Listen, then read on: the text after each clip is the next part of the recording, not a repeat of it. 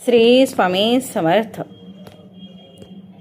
आज 25 जून निर्जळा एकादशी। संध्याकाळी कापुरासोबत उंबरठ्यावर जाळा या 5 वस्तू। शत्रू लोटांगण घालेल, मुलांची पतीची जोरदार प्रगती होईल। नमस्कार माझ्या लाडक्या सख्यांनो आणि भावांनो, तुमच्या या लाडक्या चॅनलवर तुमच्या सगळ्यांचे मी मनापासून स्वागत करते। आज 25 जून। आजचा हा दिवस साधासुधा दिवस नाही। आज आहे अत्यंत पावन, युगायुगातून एकदा येणारी दुर्मिळ आणि ब्रह्मांडातील सर्वात शक्तिशाली मानली गेलेली निर्जळा एकादशी। पण सख्यांनो, आज व्हिडिओची सुरुवात मी एका महत्त्वाच्या प्रश्नाने करणार आहे। तुम्ही कधी विचार केला आहे का की तुमचे पती अहोरात्र कष्ट करतात, रक्ताचं पाणी करतात, पण तरीही पदरात घरात पैसाच टिकत नाही। नोकरी व्यवसायात त्यांची प्रगती अचानक खेळली गेली आहे। घरात विनाकारण कटकटी, चिडचिड होत आहे। आपली मुलं खूप हुशार आहेत, पण अचानक त्यांचं मन अभ्यासावरून उडत आहे। ती चुकीच्या मार्गाला लागलेली किंवा त्यांचं नशीब जणू एका जागी थांबलाय। जर हे तुमच्यासोबत घडत असेल तर सावधान व्हा। या गोष्टी केवळ योगायोग नसतात। अनेकदा आपल्याच अवतीभोवती वावरणारे, आपल्यासोबत हसून बोलणारे गुप्त शत्रू आपल्या कुटुंबाला, आपल्या पतीला किंवा मुलांना नजर लावतात। तर तुमच्या घरात येणाऱ्या यशाचा मार्ग तुमच्या पतीची, मुलांची प्रगती एका जागी खिळवून ठेवणे, बांधून ठेवणे। अशा वेळी तुम्ही कितीही कष्ट केले तरी पदरी फक्त अपयशच पडतं। पण घाबरू नका, कारण आजची ही 25 जूनची संध्याकाळ तुमच्या आयुष्याला एक असं चमत्कारिक वळण देणार आहे ज्याची तुम्ही स्वप्नातही कल्पना केली नसेल। आजची ही संध्याकाळ तुमच्या संपूर्ण कुटुंबासाठी एक महावरदान ठरणार आहे। आज संध्याकाळी म्हणजेच गोधुली मुहूर्तावर जेव्हा दिवस आणि रात्र एकत्र येतात, तेव्हा तुम्हाला तुमच्या घराच्या मुख्य उंबरठ्यावर कापुरासोबत अशा 5 गुप्त आणि अत्यंत प्रभावी वस्तू जाळायच्या आहे, ज्याचा धूर हवेत पसरता शत्रूने केलेले सगळे वाईट डाव उलटून पडतील। तुमच्या पतीच्या आणि मुलांच्या प्रगतीला लागलेली खिळे जागेवर उपटले जातील आणि त्यांची प्रगती रॉकेटसारख्या वेगाने सुरू होईल। या 5 गुप्त वस्तू कोणत्या आहे, त्या उंबरठ्यावर का जाळायच्या आणि ते करताना कोणती एक चूक अजिबात करायची नाही, हे सगळं मी तुम्हाला आजच्या या व्हिडिओमध्ये अगदी सविस्तर आणि पुराव्यासहित सांगणार आहे। त्यामुळे आजचा व्हिडिओचा एकही सेकंद, अगदी छोटासा भागही स्किप करू नका, कारण आज घाई गडबडीत केलेली एक लहानशी चूक तुम्हाला खूप महागात पडू शकते आणि वर्षभर पश्चाताप करण्याची वेळ येऊ शकते। हा संपूर्ण उपाय श्रद्धेने एका स्त्रीने, एका माऊलीने आपल्या कुटुंबासाठी केला तर त्याचा रिझल्ट आज रात्रीपासून दिसायला सुरुवात होईल। चला तर मग या महाउपायाकडे वळण्यापूर्वी या पावन दिवशी कमेंट बॉक्समध्ये लगेच टाईप करा, श्री स्वामी समर्थ, ओम नमः शिवाय आणि ओम नमो भगवते वासुदेवाय। भगवंताचं नामस्मरण केल्याशिवाय कोणत्याही शुभ कार्याची ऊर्जा मिळत नाही, त्यामुळे लगेच कमेंट करा। आणि हो, जर तुम्हाला आपल्या या चॅनलवर पहिल्यांदाच तुम्ही आला असाल तर आपल्या या हक्काच्या परिवाराला आत्ताच्या आत्ता सबस्क्राईब करा। व्हिडिओला एक सुंदर लाईक करा आणि तुमच्या बहिणी, नातेवाईक आणि जवळच्या लोकांसोबत हा व्हिडिओ नक्की शेअर करा, कारण आजची ही एक छोटीशी माहिती तुमच्या एका शेअरमुळे कोणाचं तरी उद्ध्वस्त होणारं घर वाचू शकते, कोणाचं तरी आयुष्य बदलू शकते। माझ्या लाडक्या सख्यांनो आणि माऊलींनो, बऱ्याचदा आपण आपल्या आयुष्यात एक गोष्ट अनुभवतो।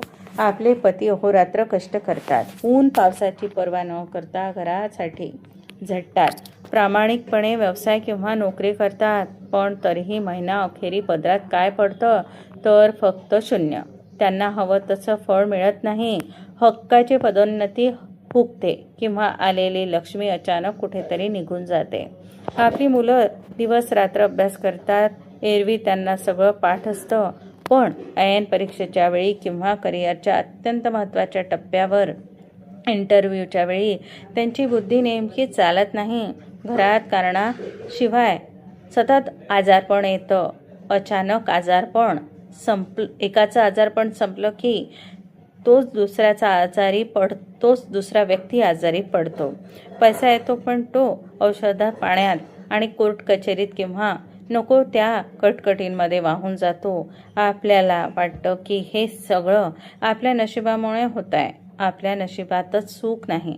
पण माझ्या सख्यांनो, डोळे उघडून आजूबाजूला बघा. खरंच तसं असतं का? नाही. कष्टाला नशिबाची साथ का मिळत नाही याचं उत्तर मी आज तुम्हाला देणार आहे. अनेकदा आपल्याच अवतीभोवती राहणारे, आपल्याशी गोड बोलणारे, आपलेच नातेवाईक किंवा हितचिंतक असणारे लोक मनातल्या मनात आपल्यावर जळत असतात. त्यांचं घर कसं छान चाललंय, त्यांच्याकडे पैसा कुठून येतोय, यांची मुलं एवढी गुणी कशी, हा जो संताप आणि मत्सर त्यांच्या मनात असतो ना, त्याची एक भयंकर नकारात्मक ऊर्जा तयार होते. त्याची हीच वाईट नजर, टोक किंवा त्यांनी केलेली कोणती तरी छुपी बाधा, ज्याला आपण ग्रामीण भाषेत किंवा जुन्या जाणत्या भाषेत शत्रूने टंगण करणे किंवा प्रगती खिळवणे म्हणतात, ती आपल्या घराला ग्रासून टाकते. हे टंगण इतकं भयंकर असतं की ते तुमच्या घराभोवती मत्सराची एक अदृश्य भिंत उभी करतं, ज्यामुळे घरातील लक्ष्मी बाहेर पडते आणि गरिबी, आजारपण आत खेचलं जातं. पण सख्यांनो, आज नैराश्यातून बाहेर पडण्याचा दिवस आहे. कारण आज 25 जून रोजी आलेली आहे निर्जळा एकादशी. वर्षभरातील सर्व 24 एकादशींमध्ये सर्वात मोठी आणि श्रेष्ठ मानली जाते. शास्त्र सांगतं की आजच्या दिवशी ब्रह्मांडात ग्रहांची अशी काही स्थिती असते ज्यामुळे सकारात्मक ऊर्जा तिच्या सर्वोच्च शिखरावर असते. आणि याच अद्भुत ऊर्जेचा वापर करून आज संध्याकाळी आपल्या घराच्या मुख्य उंबरठ्यावर आपण तो महाउपाय करणार आहोत, जो याआधी कधीही कोणी केला नसेल किंवा सांगितला नसेल. हा उपाय घराभोवतीच ती मत्सराची भिंत एका क्षणात तोडून टाकते आणि घरातील संपूर्ण नकारात्मकता, वाईट नजर क्षणात जाळून खाक होईल.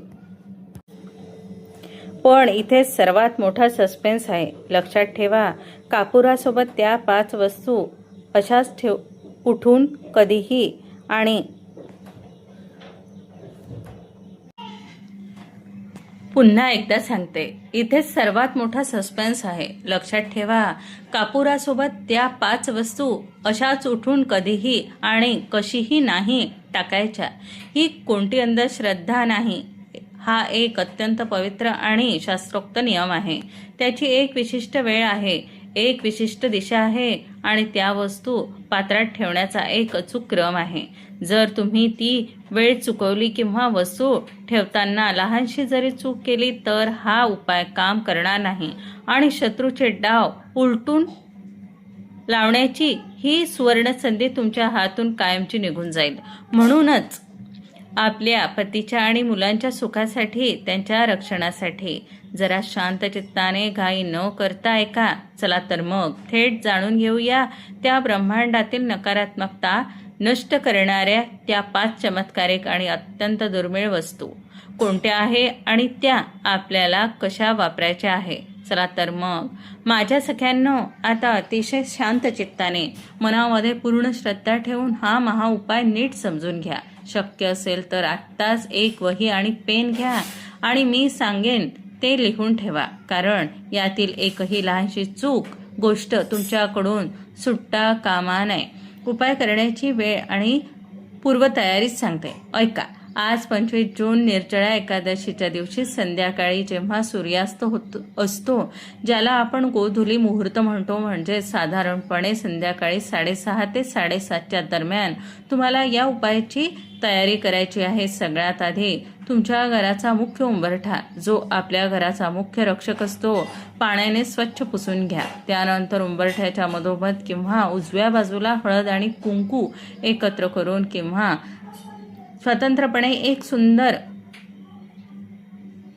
स्वस्तिक काढा. स्वस्तिक हे साक्षात गणपती बाप्पा आणि लक्ष्मी मातेचं प्रतीक आहे. आता तुम्हाला एक मातीचे छोटे पंटी किंवा पितळेचे अथवा तांब्याचे पात्र घ्यायचे आहे. त्या पात्रात तुम्हाला भीमसेनी कापूर ठेवायचा आहे. लक्षात ठेवा सख्यांनो, शक्यतो साधा कापूर वापरण्याऐवजी भीमसेनी कापूर वापरा. कारण भीमसेनी कापूरमध्ये नकारात्मक ऊर्जा खेचून घेण्याची ताकद 10 पट जास्त असते. कापूर हा विष्णू देव आणि माता लक्ष्मीला आकर्षित करणारा अत्यंत शुद्ध पदार्थ आहे. पण आजच्या या विशेष रात्री या कापुराच्या शक्तीला महाशक्ती बनवण्यासाठी आपल्याला यात 5 विशिष्ट आणि अत्यंत प्रभावी वस्तू अर्पण करायच्या आहे. आता लक्ष देऊन ऐका. पहिली वस्तू कोणती? पहिली महावस्तू आहे 2 अखंड लवंगा फूल असलेल्या. सख्यांनो, स्वयंपाकघरातील लवंग ही केवळ मसाल्याचा पदार्थ नाही, तर ती नवग्रहांतील भयंकर मानले गेलेल्या राहू आणि केतूचा दोषांना जागेवर शांत करते.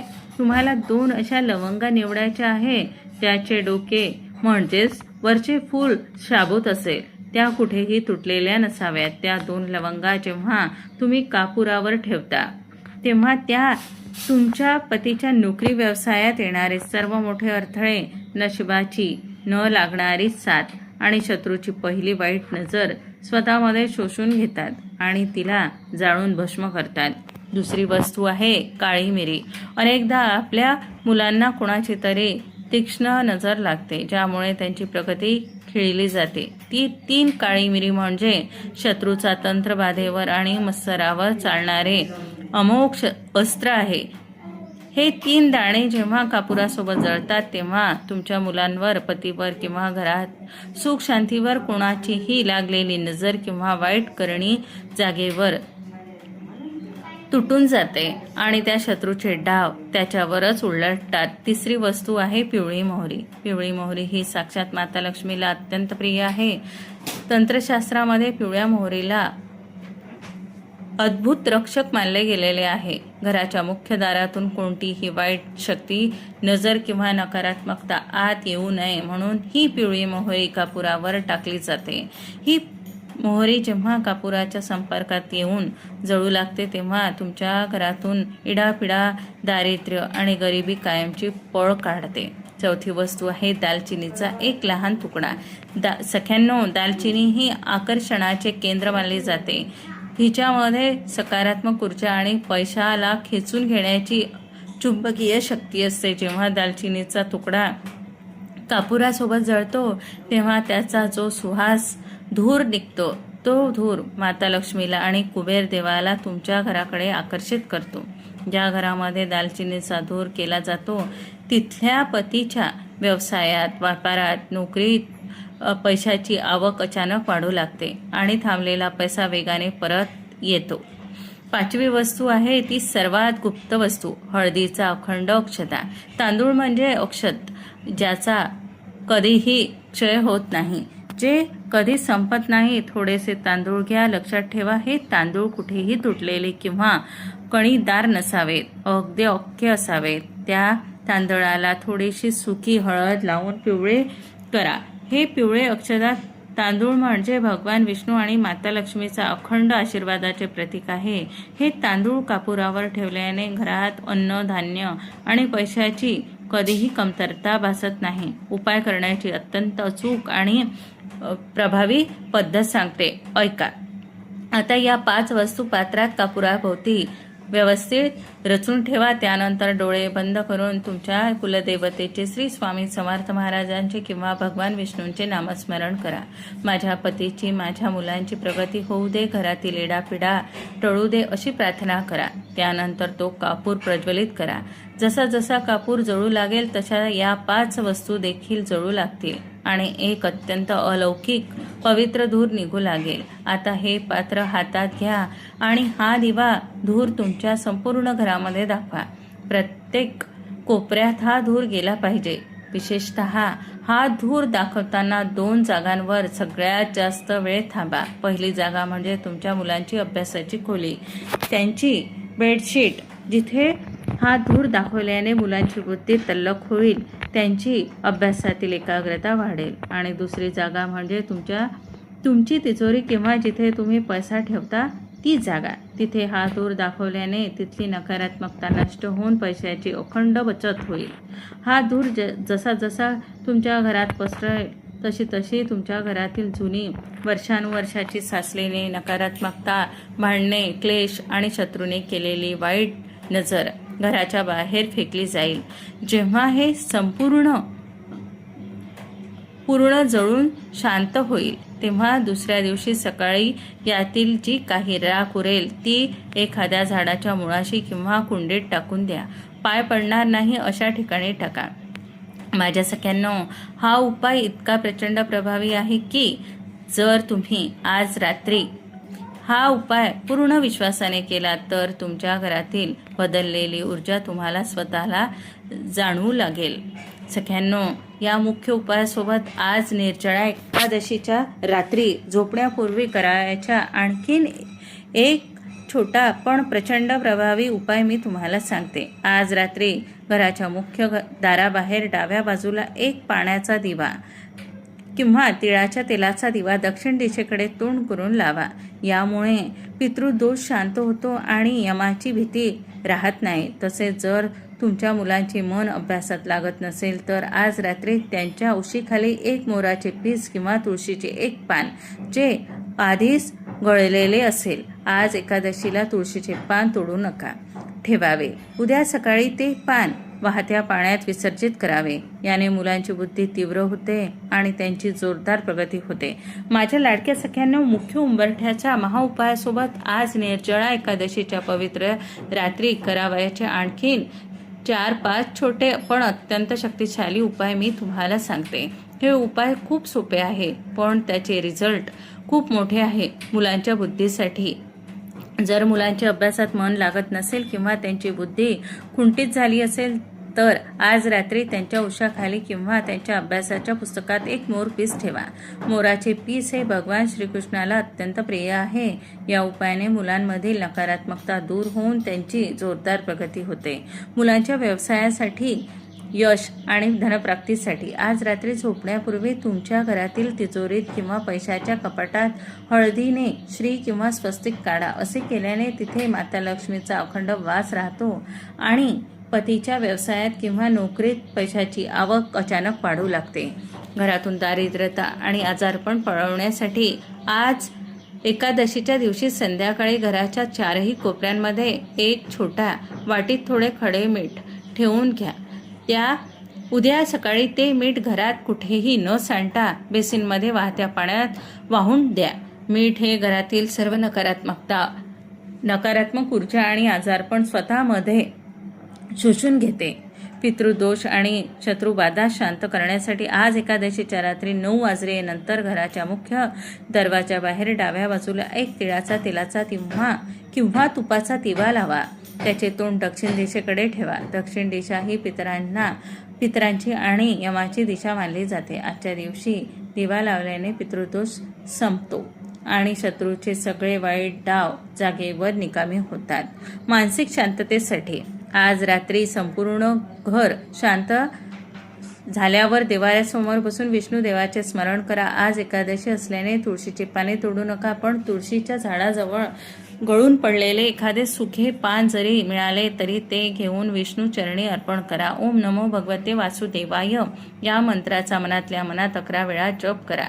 घरातील सगळे भांडणे, क्लेश एका रात्रीत शांत होईल. तर माझ्या लाडक्या सख्यांनो, भावांनो, आज 25 जून ही संधी दवडू देऊ नका. आपल्या कुटुंबाच्या रक्षणासाठी, पतीच्या व्यवसायातील यशासाठी आणि मुलांच्या उज्ज्वल भविष्यासाठी आज संध्याकाळी कापुरासोबत या 5 वस्तू नक्की जाळा.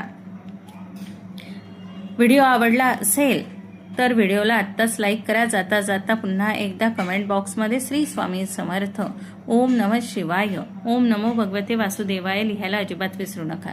तुमच्या एका कमेंटने आणि लाईकने मला अशाच नवीन व्हिडिओ तयार करायला प्रोत्साहन मिळते.